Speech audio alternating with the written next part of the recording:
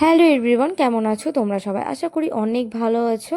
আর আজকে আমার একটু মনটা খারাপ ছিল, তো বলে বোঝাতে পারবো না। আর তোমরা এটাই ভাবছো তো মন খারাপ থাকলে আবার মানুষ হাসে নাকি ভাই?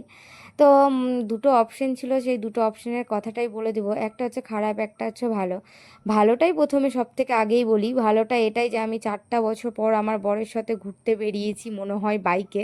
ঠিক আছে, 4টা বছর না, দুর্গাপূজা এর আগেবারে ঘুরতে বেরিয়েছি। এমনি টুকিটাকি বেড়াই, কিন্তু সেগুলো ভিডিও বানাই না। আর সেই ফিলিংসটা আর আজকের ফিলিংসটা পুরোটাই আলাদা ছিল। আজকের ফিলিংসটা পুরোটা কুমারীকালের ছিল, যেটা আমরা কুমারীকালে প্রেম করতাম, ঘুরতে যেতাম, সেই ফিলিংসটা ছিল আজকেরটা আমার। মানে তাই জন্য আমি আমার মনের কথাটা তোমাদের সাথে শেয়ার করছি।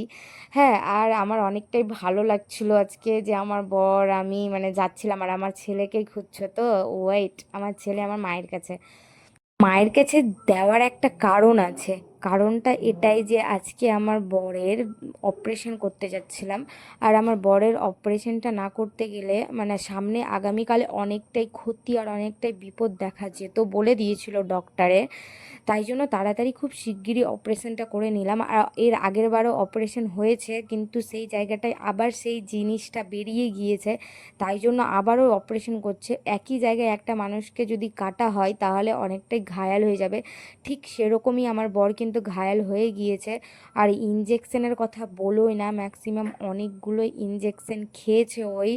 মানে বলে বোঝাতে পারবো না, ওর মনটা অনেকটাই খারাপ। কিন্তু আমার ছেলে আর আমার মুখটা দেখে সে সব কিছু ভুলে গিয়েছে, সব কিছুকে বিসর্জন করে দিয়েছে। তার মা বাবার কথা, দিদি ভাই সবার কথা তো ছাড়োই, ওরা তো ওকে আজ পর্যন্ত দেখতেও আসেনি যে ওর কতটা মন খারাপ হয়, কতটা দুঃখ হয় ওর তার। কিন্তু তাকে সত্যি কথা বলতে তারা কি একটুকুনো ভালোবাসেনি ভাই? 10 মাস 10 দিন পেটে রেখে গর্ভে করেছে, কিন্তু একটুকুনো ওদের মধ্যে ভালোবাসা কোনো কিছুই নেই। তাই জন্য আমরা অত কিছু মনে করি না। যে যেমন কর্ম করবে সে ঠিক তেমনই ফল পাবে। ভগবান উপরে বসে আছে বিচার করার জন্য। ওই যদি খারাপটা করে তো খারাপই হবে ওর সাথে, আমি যদি খারাপ করি আমার সাথেও খারাপ হবে। তাই জন্য ভগবানকে একটাই কথা বলবো, ভগবান আমাদেরকে সামনে এগিয়ে নিয়ে যাও, যাতে তাদেরকে আমরা দেখাতে পারি যে দেখ তোদেরকে ছাড়াও আমরা চলতে পারি।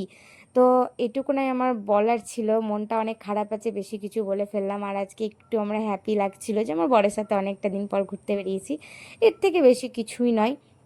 তারাও ভালো থাকুক আমাদেরকে কষ্ট দিয়ে, আর আমরাও ভালো থাকি। তো সবাইকে টাটা, ভালো থেকো, সুস্থ থেকো, বাই।